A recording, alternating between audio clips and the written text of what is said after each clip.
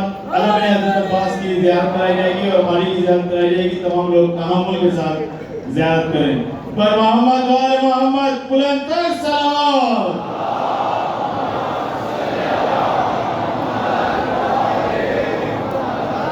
نعرہ تکبیر، نعرہ رسالت، نعرہ حیدری، حیدری. برائے خوشنودی امام زمانہ بلند تر سلام.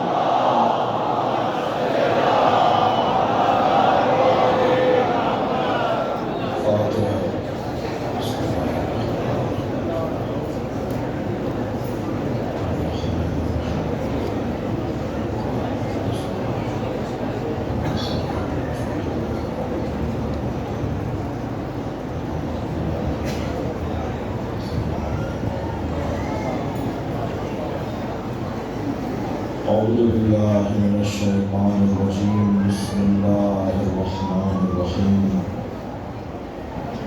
الحمد لله الذي لا يضر بدخطر القائلون ولا يحصي نعماءه العاقلون ولا يعدي حقه المجتهدون الذي ليس لصفته حد محدود ولا نعت موجود ولا وقت معدود ولا أجل ممدود.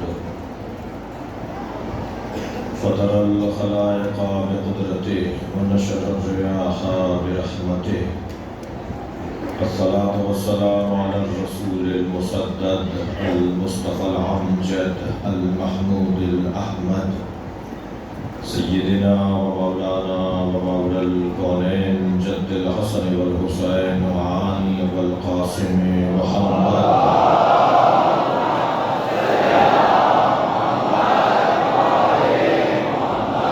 وآله الطيبين الطاهرين المعصومين الذين قال الله إنما يريد الله ليذهب عنكم الرجس أهل البيت ويطهركم تطهيرا.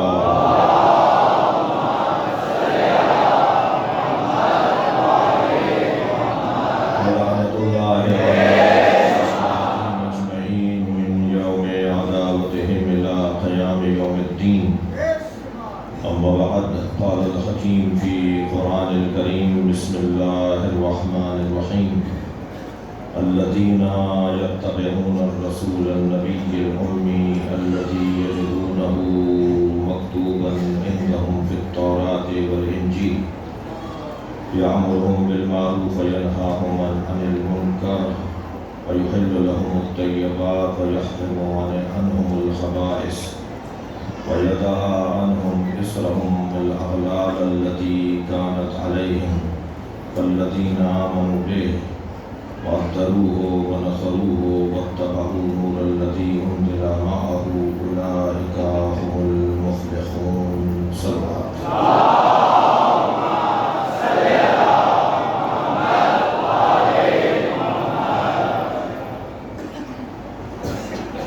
سورہ مبارکہ اعراف کی 170ویں آیت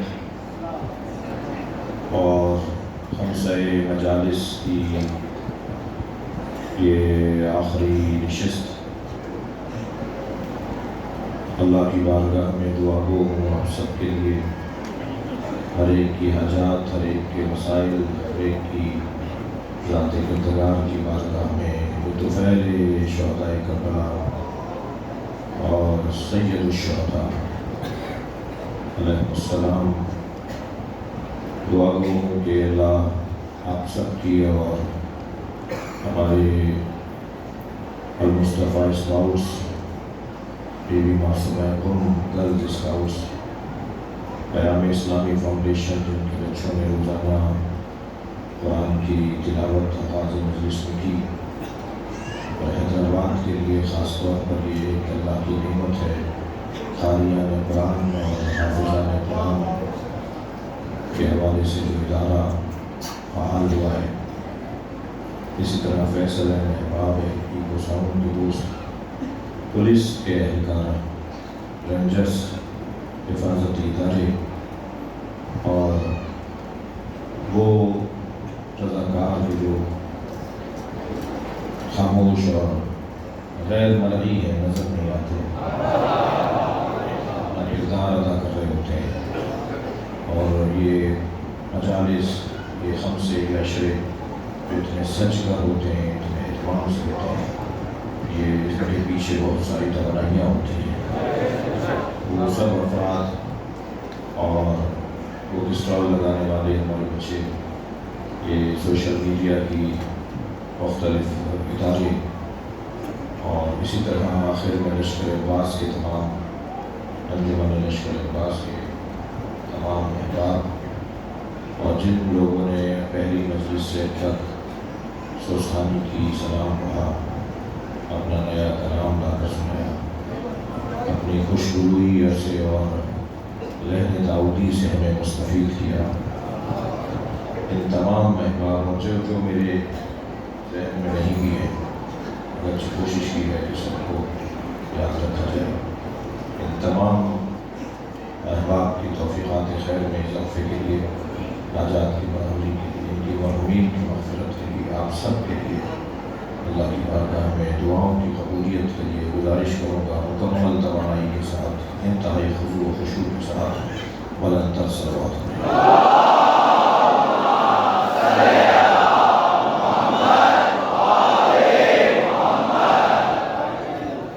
سورہ مبارکہ اعراف آیت نمبر 157 ارشاد حضرت احدیت ہو رہا ہے، والذین یتبعون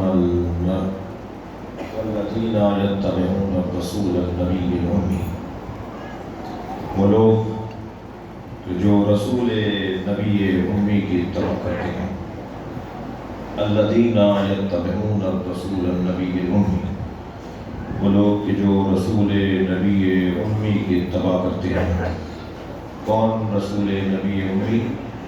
الذی یجدونہ مکتوبا عندہم فی التوراۃ والانجیل، کہ جو تورات اور انجیل میں بھی پہلے سے بیان کیا جا چکا ہے۔ یہ ایک دم اچانک کوئی شخصیت ظاہر نہیں ہوئی ہے، اس کے آنے کی خبر، اس کی آمد کی خبر ہزاروں سال سے دی جاتی رہی، اور ہر نبی بعد والے نبی کو ایک زمانے کے لیے بتاتا رہا کہ ایک نبی آنے والا ہے، وہ کہ جو یامرہم بالمعروف، جو معروف کا حکم دیتا ہے، اور ینہاہم عن المنکر، اور انہیں برائیوں سے روکتا ہے، یحل لہم الطیبات، اور طیب و طاہر چیزوں کو ان کے لیے حلال قرار دیتا ہے، یحرم عنہم الخبائث، اور ان کے لیے خبیث اور خبائث اور بری اور گندی چیزوں کو حرام قرار دیتا ہے، وَيَضَعَ عَنْهُمْ إِصْرَهُمْ وَالْأَغْلَالَ الَّتِي كَانَتْ عَلَيْهِمْ، اور جو انتہائی ذلت اور خواری کا طوق ان کے گلے میں تھا، اسے ان کے گلے سے اتارنے والا ہے۔ فَالَّذِينَ آمَنُوا بِهِ، پس وہ لوگ جو اس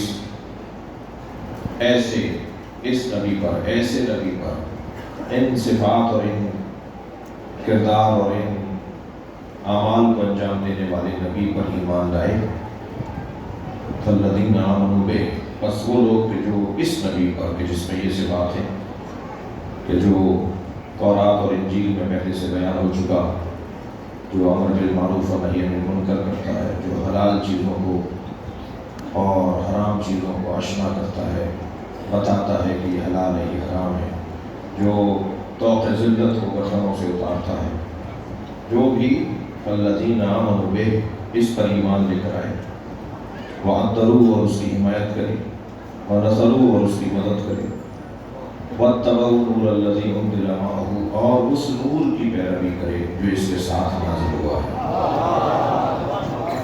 أُولَٰئِكَ هُمُ الْمُفْلِحُونَ، وہی لوگ کامیاب ہیں۔ تو یہ 5 دن کی مجلسوں میں اس آیت کو عنوان اسی لیے بنایا تھا کہ جو کامیاب ہیں وہ اللہ کا شکر ادا کریں، اور جو کامیاب نہیں ہیں وہ کامیابی کا راز تلاش کریں۔ اور کامیابی کا راز یہ ہے کہ جن صفات کا حامل رسول بیان کیا گیا، رسول نبی امی بیان کیے گئے، ان صفات کے حامل نبی پر ایمان مضبوط کرو، انہیں بڑھا دو، ان کی مدد کرو، اور اس نور کی اتباع کرو جو ان کے ساتھ نازل کیا گیا۔ جب تم اس نور کی اتباع کرو گے تو پھر تم کامیاب لوگوں میں سے ہوگے۔ تو کامیاب کون ہے؟ جو ان صفات کا حامل ہو۔ یاد رہے کہ کامیابی وہی دلا سکتا ہے جو خود کامیاب ہو۔ نادار تو ہی دست، فقیر کیا دے گا؟ فاقد شے، منطق میں کہتے ہیں فاقد شے معطی شے نہیں ہوتا، نہ رکھنے والا دینے والا، اس چیز کو دینے والا نہیں ہوتا۔ لہذا کون کامیابیاں لائے گا؟ جو خود کامیاب ہے۔ اور کیسے طے کریں، کہاں ڈھونڈیں کہ کون کامیاب ہے؟ کامیاب وہ ہے کہ جو ضربت لگنے پر کہے فزت برب الکعبہ، رب کعبہ کی قسم علی کامیاب ہے۔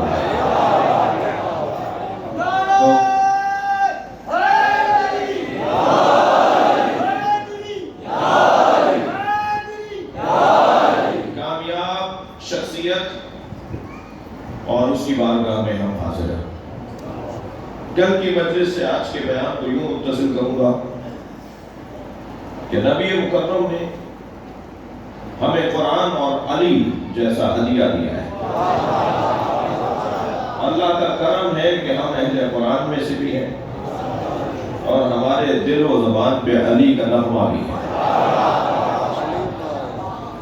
اور جب یہ دل و زبان پر آنے والا نغمہ حیدری ہماری روح اور جان کا حصہ ہو گیا، ہماری رگ و پے کا حصہ ہو گیا، ہمارے خون کا حصہ ہو گیا، تو پھر رنگ کچھ اور ہوگا۔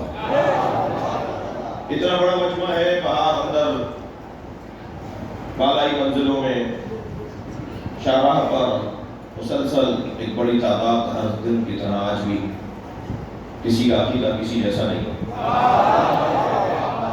سب بیٹھے ایک دروازے پر ہیں، سب ایک اسکول کے طالب ہیں۔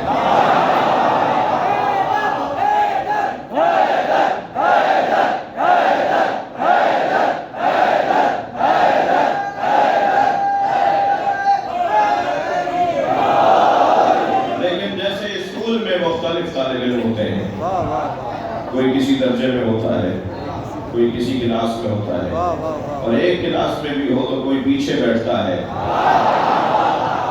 کوئی آگے بیٹھتا ہے۔ میری مراد پیچھے بیٹھنے سے عقیدے میں اور کردار میں، کوئی عقیدے اور کردار میں پیچھے ہوتا ہے، کوئی آگے والی صفوں میں بیٹھا ہوتا ہے، لیکن ہوتے ایک ہی کلاس میں۔ اور یقین جانیے عزیزو، اس اسکول کا لطف اور مزہ ہی کچھ اور ہے۔ یہاں نکمہ طالب علم بھی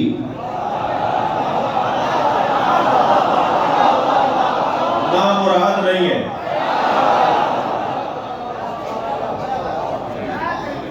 انتہائی کمزور طالب علم بھی وہ اس سے بہتر ہے جو اس اسکول میں داخلہ نہیں لے رہا۔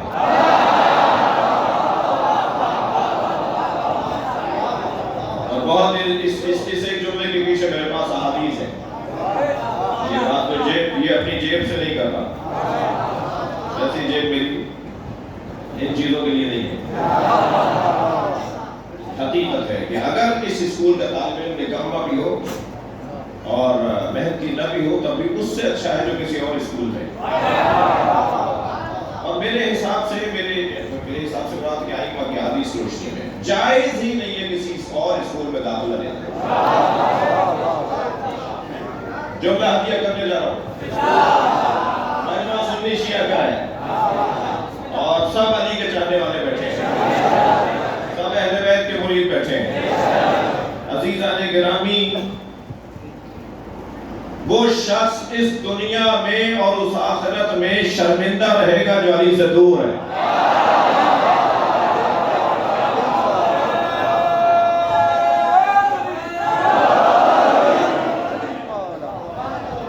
جملہ تکراری ہو تو مجھے معاف کریں کہ ہم جس دروازے پر بیٹھے ہیں اس سے اچھا دروازہ نہیں ہے. دنیا کہاں بیٹھی ہے مجھے اس سے غرض نہیں ہے، مگر ہم جہاں بیٹھے ہیں وہاں سے جنت کا رستہ بنتا ہے، ترقی کی راہیں کھلتی ہے، بہت کچھ نصیب ہوتا ہے. صاحب کہتے ہیں کہ مجلس میں کیا حاصل ہوا؟ کچھ لوگ خود سے سوچ کے آتے ہیں یہ پڑھیں گے تو صحیح ہے، اس سے ہٹ کر اگر سنیں گے کہ کیا پڑھائے انہوں نے، انہوں نے پہلے سے سوچا تھا یہ پڑھیں. ہم ٹی وی چینلز پہ جب مکتب کی ترجمانی توفیق ہوتی ہے جانے کی تو ایک بڑی تعداد ہوتی ہے، کہتے ہیں مولانا جب آپ جواب دے رہے تھے تو ہم سوچ رہے تھے یہ جواب دیتے تو اچھا تھا. تو وہ ہر شخص یقیناً اپنے حساب سے سوچتا ہے، اس کا حق بھی ہے، لیکن اتنا رہے ذہن میں عزیزان گرامی کہ ہم جب اس دروازے پر اس کلاس میں آ کے بیٹھتے ہیں نا، اس حسینی عالمی اوپن یونیورسٹی کی کلاس میں آ کے بیٹھتے ہیں، سن 61 ہجری میں امام حسین نے کربلا میں یونیورسٹی کی بنیاد رکھی تھی. کربلا یونیورسٹی کے ایک کیمپس کو امام بارگاہ کہا جاتا ہے.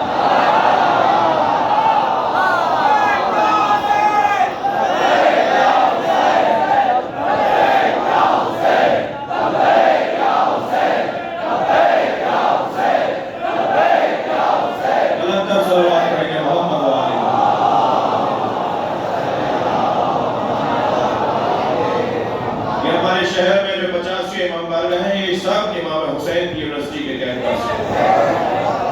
اور یہ بات بھی میں کہہ چکا ہوں، مگر کچھ باتیں قرآن کی آیات کی طرح تکرار کرنی چاہیے.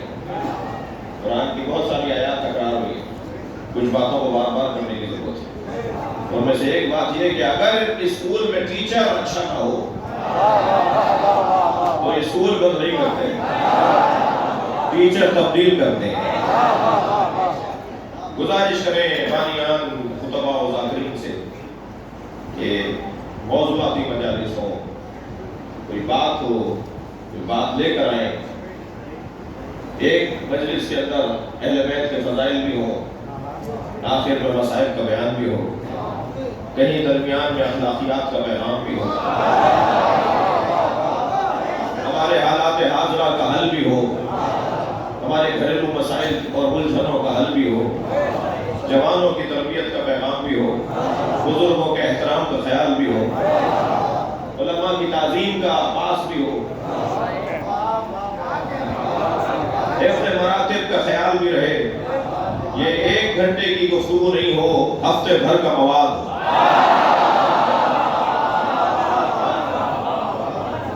ہم اگر فضائل اہل بیت کو بیان کریں تو فضائل اتنے مضبوط انداز سے بیان ہو، اتنے اعتبار کے اور اعتماد کے ساتھ بیان ہو کہ اس میں کسی طرح کا کوئی جھول نہ ہو. جھول فضائل میں نہیں ہوتا، میرے بیان میں ہوتا ہے. فضائل میں مضبوطی ہے، میرا بیان ایسا نہیں ہوتا کہ میں اسے منتقل کر رہا ہوں. اسی لیے میں ان بچوں اور جوانوں شیعہ بچوں سے کہتا ہوں کہ اپنے ساتھ کسی ایک سنی دوست کو ضرور لائے، اپنے جان اپنے عزیزوں کو ضرور لے کر آئے، اپنے پیاروں کو ضرور لے کر آئے. یہ ہماری جان ہے. آپ کی بڑی ذمہ داری بنتی ہے. دانے کپڑے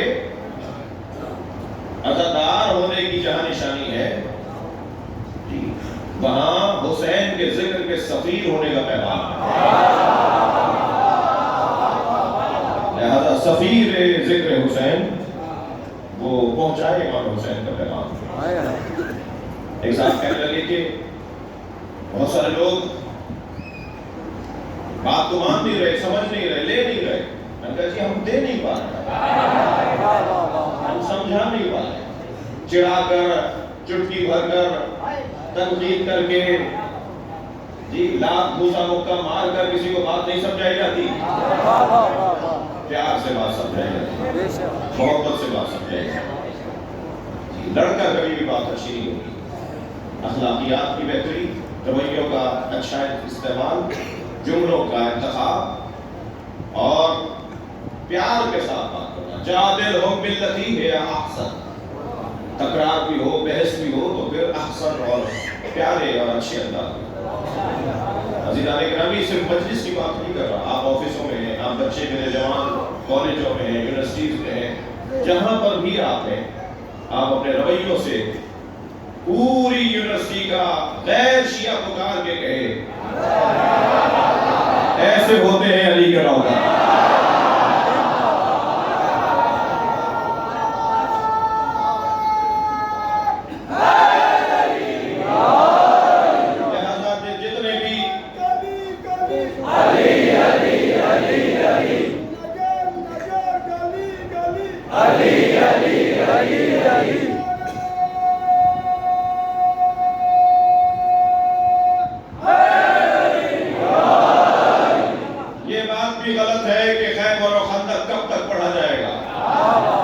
جب تک قرآن کی آیات میں پڑھا جائے۔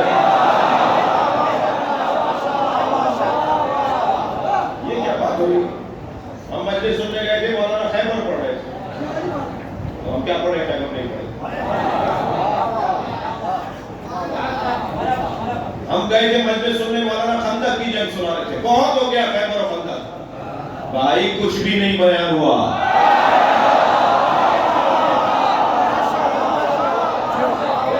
شاید ایک تقریر کو بعض مجھ جیسے لوگوں نے ایک ہی بزرگ کی کسی کی تقریر کو یاد کر کے بار بار آپ کو سنا دیا، تو آپ نے کہا بہت ہو گیا خیبر و خندق۔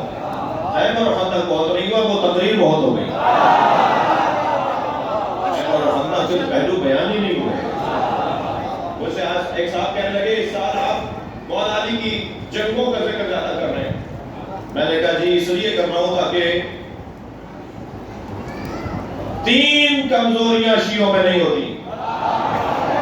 بزدل شیعہ نہیں ہوتا۔ کیسے ختم ہوگی بزدلی؟ اگرچہ بات روشن ہے کہ شیعہ بزدل نہیں ہے،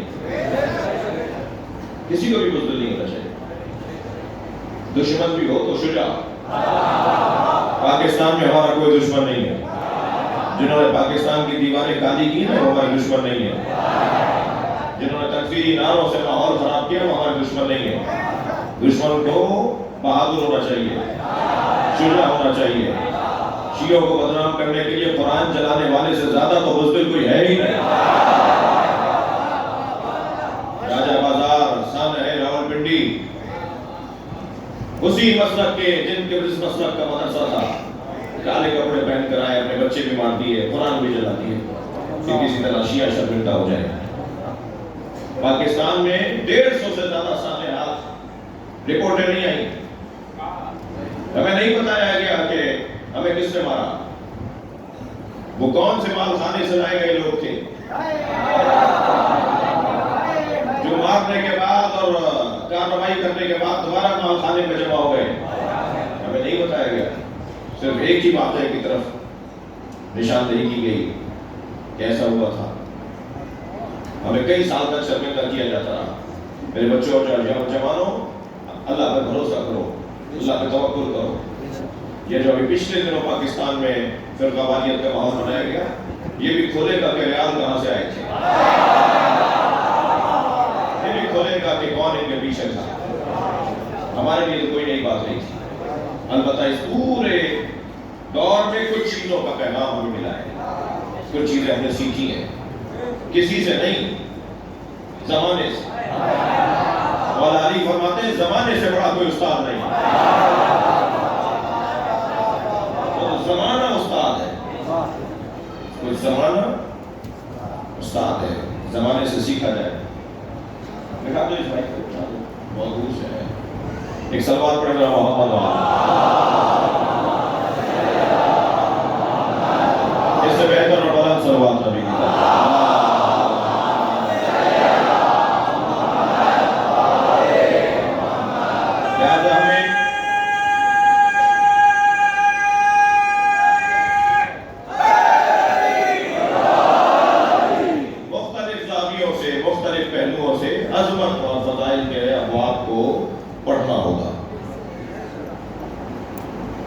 نبی مکرم نے ہمارے لیے قرآن اور علی کو ہدیے، تحفے اور ہدایت کے لیے چھوڑا ہے۔ جب نبی نے کہا کہ طیبوا مجالسکم نور بیوتکم بتلاوت القرآن، اپنے گھروں کو قرآن کی تلاوت سے منور کرو، اسی لہجے میں فرمایا زینوا مجالسکم بذکر علی، اپنی مجلسوں کو علی کے ذکر سے زینت دیا کرو، قرآن پڑھو اور علی کی بات کرو۔ یہ دونوں پیغام سرکار دے کر گئے، ہر گھر میں قرآن کی تلاوت اور ہر مجلس میں علی کی بات، تب نبی کی وصیت پر عمل ہوگا۔ اور سرکار تو جہاں چاہتے یہ ہے کہ ہر مجلس میں علی کی بات ہو، اور جب ہر مجلس میں یہ مجلس بھی ہے دو آدمیوں کا ملنا کی مجلس، مجھے سندھیوں سے جو پیار ہے نا اس کا ایک سبب یہ ہے کہ جب یہ دو لوگ آپس میں ملتے ہیں تو یا علی مدد کہہ کے علی کا ذکر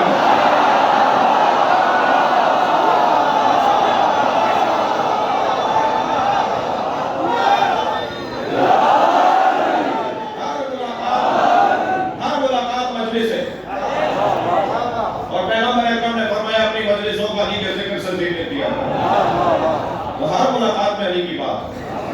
جو بات میں کرنے جا رہا ہوں وہ یہ کہ اتنی بات علی کی ہوگی نا کہ نبی کے زمانے سے لے کر قیامت تک علی علی ہوتا رہے اور بات ختم نہ ہو۔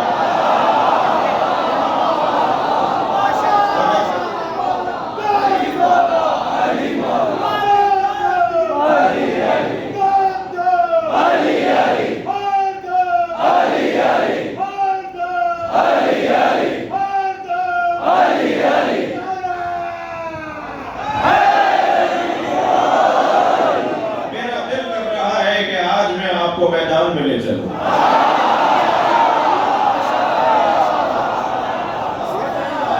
سوچا بھی میں نے یہی تھا کہ 5ویں مجلس میں میدان میں چلیں، اور وہ میدان جس میں آپ کو اور آپ مجھے لے کے چل رہے ہیں، وہ میدان وہ ہے جس میں اپنے تو علی علی کہہ ہی رہے تھے،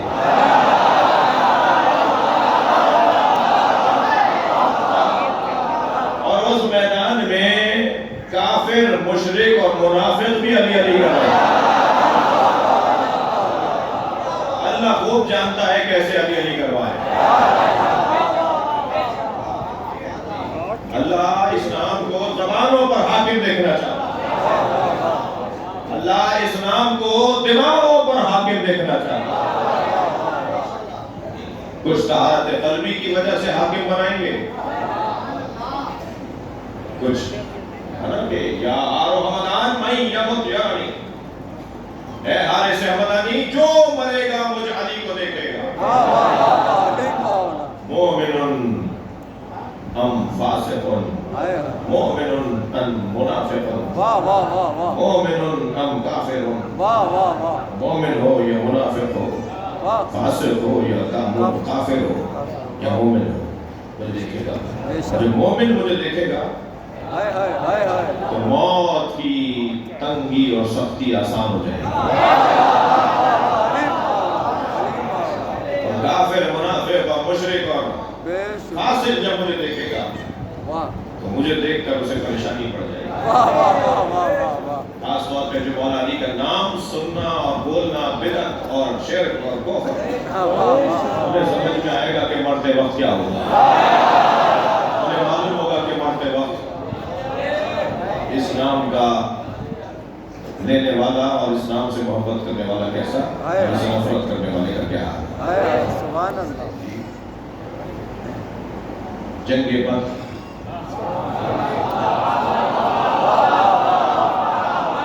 مجھے نہیں معلوم آج کی مجلس میں آپ لوگ کتنے سننا چاہ رہے ہیں مجھے۔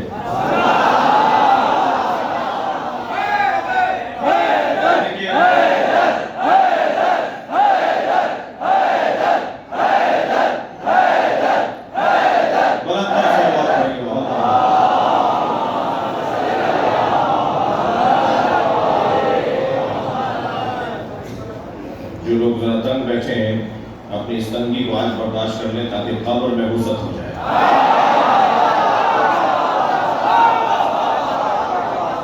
اور یہ جو ہمارے یہاں کا مزاج ہے بڑے صغیر کا، میں مجلس پڑھ رہا ہوں، آپ کو کوئی بات اچھی لگی تو آپ نے نعرہ لگایا میں کیفیت، تو یہ میں نے کسی سے نہیں کہا، آپ ویسے ذکر کر رہے ہیں، میں ویسے ذکر کر رہا ہوں، ہم سب اس وقت ذاکر ہیں۔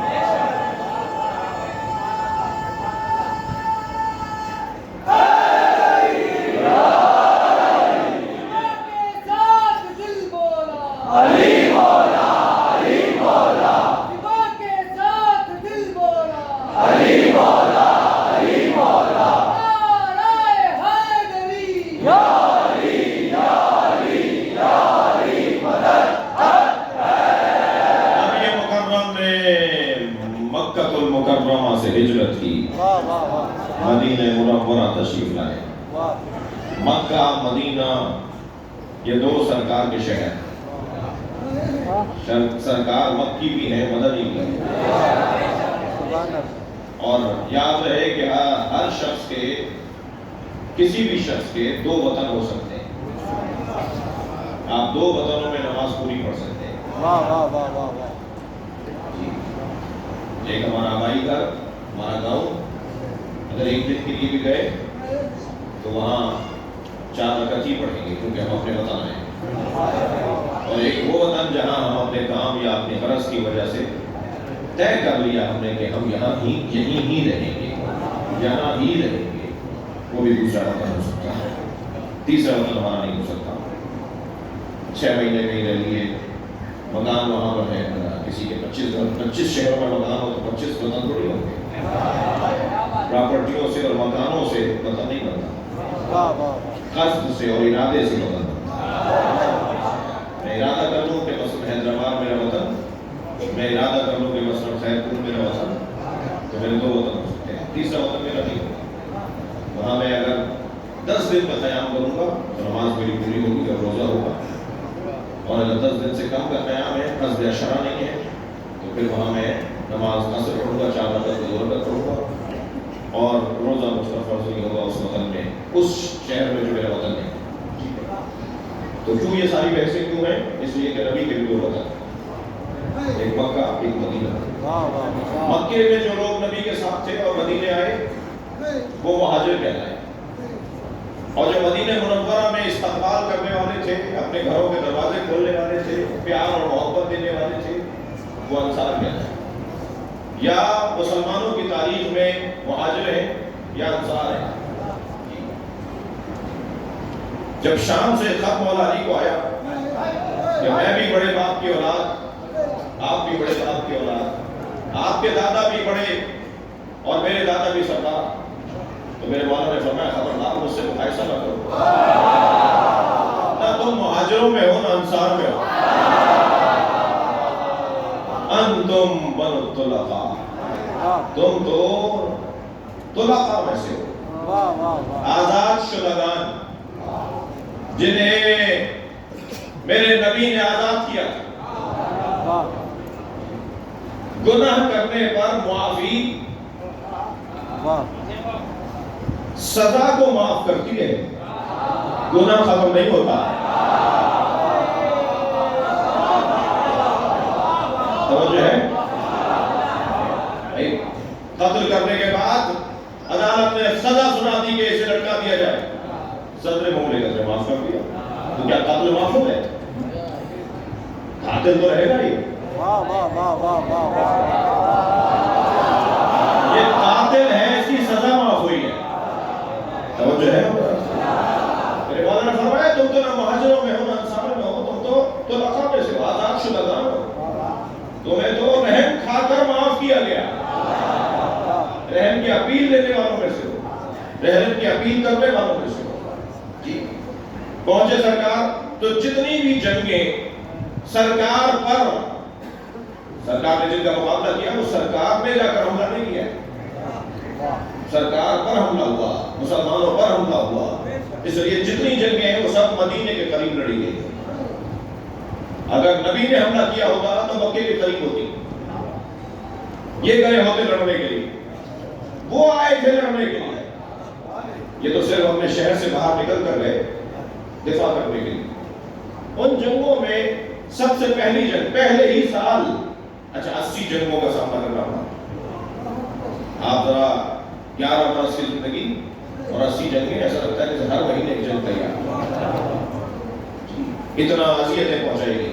پہلی جنگ جو ہوئی ہے وہ جنگ بدر، پہلے ہی سال میرے مولا علی کی عمر اس جنگ میں 20 سال ہے۔ مولا 20 سال کے ہیں جنگ بدر میں، اور 20 سالہ علی مسلمانوں کے لشکر کا لندار۔ مجلس میں بیٹھے ہوئے جوان ذرا اکڑ کر سنیں، جوان اگر علی کی سیرت پر عمل کرے تو علمدار بنایا جاتا ہے۔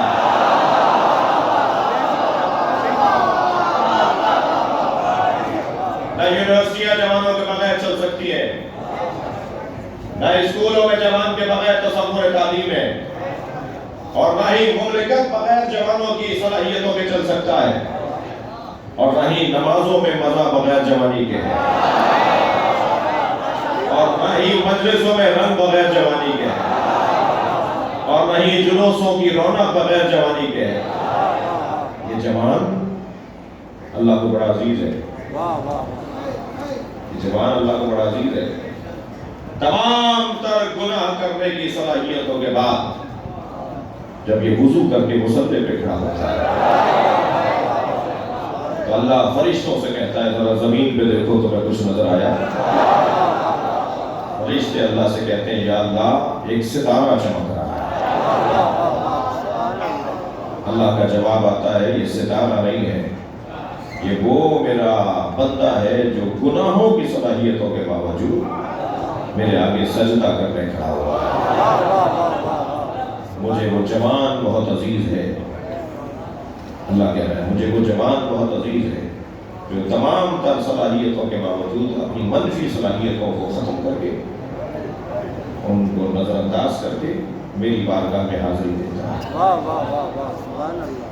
مجھے نہیں معلوم کہ حیدرآباد میں انتظامیہ کی شخصیات تشریف فرما ہے کہ کتنا جوانوں کی ورزش کا اہتمام ہے حکومت کی طرف سے۔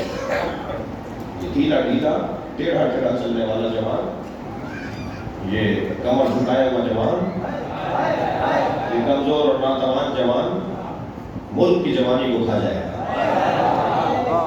لہذا ہر شہر کے اندر شہری انتظامیہ کا فرض بنتا ہے کہ وہ ان کی صحت کی بحالی کے لیے ادارے بنائیں، ان کی ورزش کے لیے، ان کی صحت کو اچھا رکھنے کے لیے۔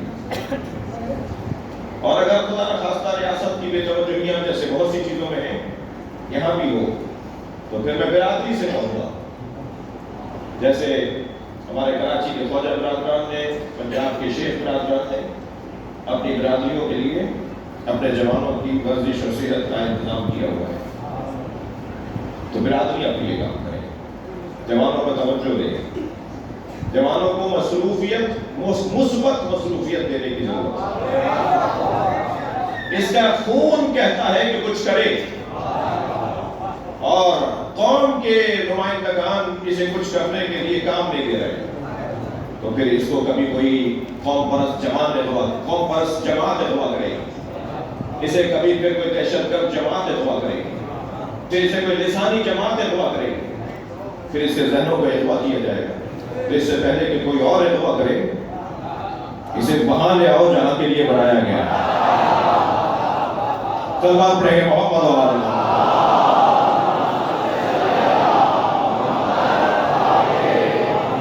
20 سال کے ہیں مولا علی، جنگ بدر میں علی علمدار لشکر اسلام۔ ادھر سے پوچھا جا رہا تھا کہ مسلمانوں کی طرف سے علمدار اور پرچمدار کون ہے، سالار جنگ کون ہے مسلمانوں کی طرف سے؟ تو کسی نے آواز دے کر کہا علی ہے، تو آواز آئی علی تو ابھی جوان ہے، پوری طرح داڑھی بھی نہیں اتری۔ تو میرے مولا جب میدان میں اترے تو میرے مولا نے تلوار نکال کے پہلا جملہ یہ کہا، بازلو آمین حدیث و سنی، تم میری عمر پر تبصرے کر رہے ہو۔ بازلو آمین، تم اس لئے میرے مولا کے، بازلو آمین حدیث و سنی، تم میری سن و سال اور میری عمر پر تبصرے کر رہے ہو۔ اللہ اکبر وَلِمِثْلِ هَذَا وَلَدَتْنِي أُمِّي میری ماں نے اسی دن کے لیے تو جنا تھا. صلوات پڑھیں گے محمد و آل محمد.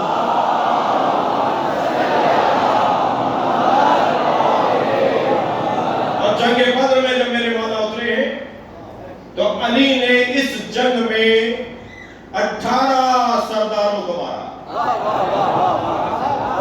یہی تو وہ جنگ ہے جس کا بدلہ کربلا میں لیا گیا. 18 سرداروں کو میرے مولا علی نے جنگ بدر میں مارا. سبحان اللہ. جنگ چل رہی تھی. اچھا اب میں جنگ پڑھ رہا ہوں, تھکیں گے نہیں آپ؟ جنگ چل رہی تھی.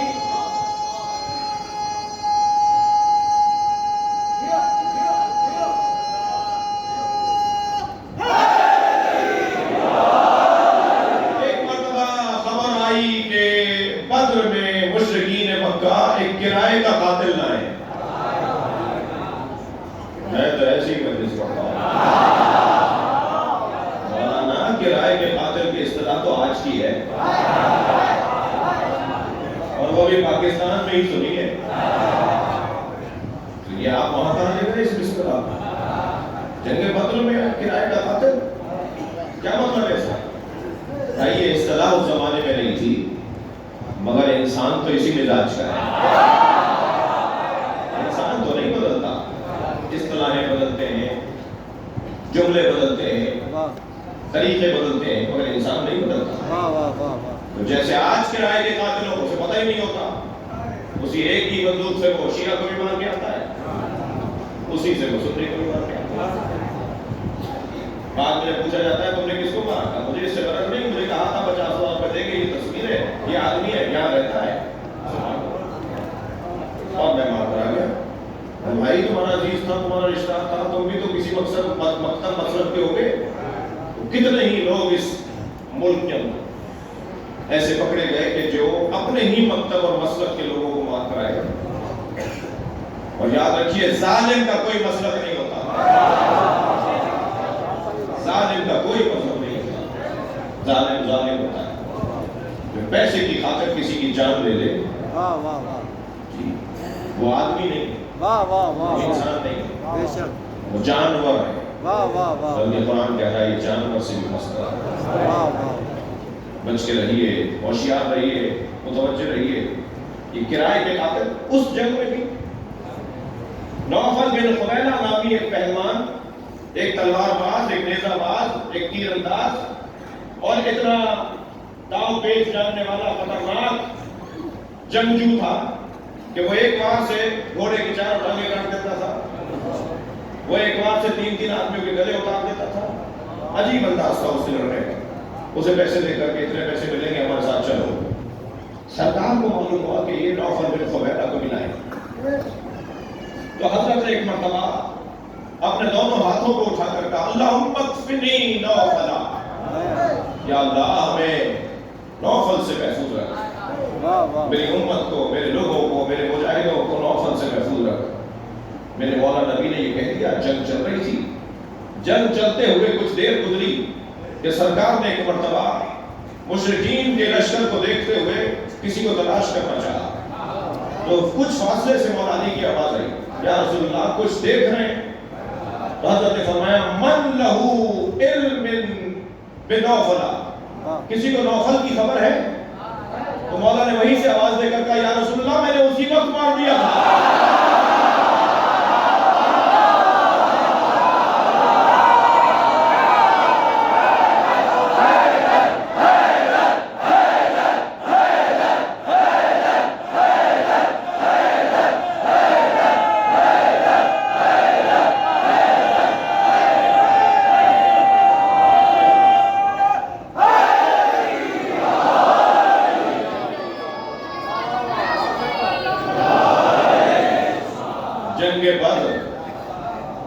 جنگ بدر میں میرے مولا علی نے 18 سردار مارے. واہ واہ واہ سبحان اللہ. میں یہ دوبارہ بول گیا ہوں, واہ واہ واہ واہ. علی مارتے ہی سرداروں کو.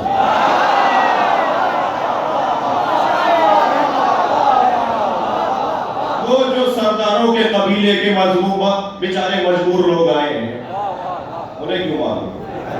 انہیں معلوم جو انہیں لے کر آئے، علی ڈھونڈتے تھے سرداروں کو، اور یہ انداز تھا میرے مولا کا جنگ کے اندر کہ آپ نے 18 سردار مارے اور ایسے مارے کہ علی کو آتے ہوئے دیکھ کر کہتے تھے موت و احمل، ہماری سرخ موت آ رہا ہے۔ جنگ بدر میں مشرکوں نے علی کا نام رکھ دیا تھا سرخ موت۔ بہت سے لوگ تو علی کو دیکھ کر مر جاتے تھے۔ تھکے بیٹھے ہیں اپنی خطابت کی تاریخ میں مولا علی کی جنگ کے حوالے سے اور مولا کے جہاد کے حوالے سے شاید اتنا سوال کی پہلی دفعہ پڑھ رہا ہوں۔ مجھے معاف کر دیجئے گا اگر آج دیر ہو جائے تو۔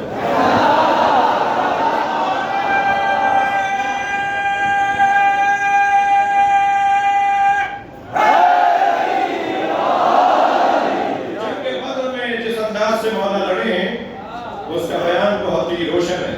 واہ واہ سبحان اللہ۔ اور کسی ایک کو بھی اسیر بنا کر نہیں لائے۔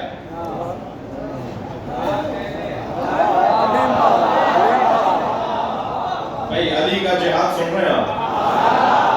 بہت سارے اور مجاہد جو مولا کے ساتھ بدر میں لڑ رہے تھے وہ 4 کو مار کر آئے، 1 کو پکڑ کر لائے، تو حضرت کسی کو اسیر بنا کر نہیں لائے، مشریت کسی نے۔ اب دیکھیں یہ میدان جہاد ہے یا میدان اخلاق ہے؟ یعنی جہاں علی جہاد کر رہے ہیں وہاں علی ہدایت بھی دے رہے ہیں، یعنی میدان جہاد میدان اخلاق بھی ہے، سکھا بھی رہے ہیں۔ ایک صاحب کہنے لگے صاحب دشمن سامنے ہو تو کیسا اخلاق؟ میں نے کہا تو اخلاق ہی وہاں سمجھ میں آئے گا جب تمہارے اعصاب مضبوط ہوں گے۔ دشمن کو دیکھ کر اپنے اعصاب کو کمزور کر دینا تو یہ سب سے بڑی ناکامی ہے۔ جنگیں زور بازو سے نہیں لڑی جاتی۔ جو کی روٹی گھٹنے کے زور سے توڑ کے کھاتے تھے، جو کی روٹی گھٹنے سے توڑ کر کھاتا ہو۔ ایک دن ایک صحابی نے دیکھا کہ روٹی کھول رہے تھے تو 4 گرہیں لگی ہوئی تھی، ایک گرہ کھولی، پھر دوسری کھولی، پھر تیسری کھولی۔ شاید وہ سوچ رہا ہو کہ اس میں بہت ہی لذیذ میں غذا نکلے گی، اتنا باندھ کر لائے علی، اور جب 4تھی گرہ کھولی تو سوکھ کی روٹی۔ علی اس کو اتنی گرہیں لگانے کی ضرورت کیا تھی؟ حضرت نے فرمایا میں زیادہ گرہیں اس لیے لگاتا ہوں کہ حسن و حسین اس پہ روغن لگا دیتے ہیں، انہیں کھولنے میں دیر لگے۔ میری روٹی کو گھی سے مکھن سے اتر کر دیتے ہیں کہ بابا روٹی تو کھاتے ہیں یہی طرح کھا لیں۔ تو میں اس کو اتنی گرہیں اس لیے لگاتا ہوں کہ انہیں کھولنے میں دیر لگے۔ جو کی روٹی گھٹنے کے زور سے توڑ کے کھاتا ہو وہ باب خیبر 2 انگلیوں سے اکھاڑتا ہے۔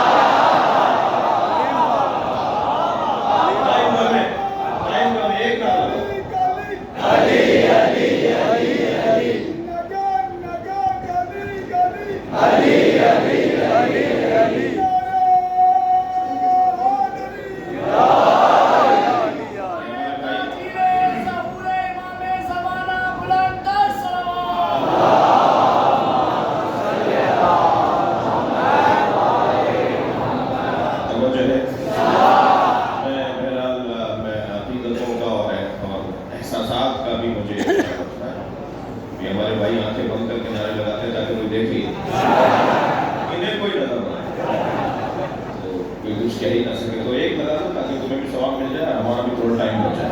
ایک سوال پڑھے ذرا محمد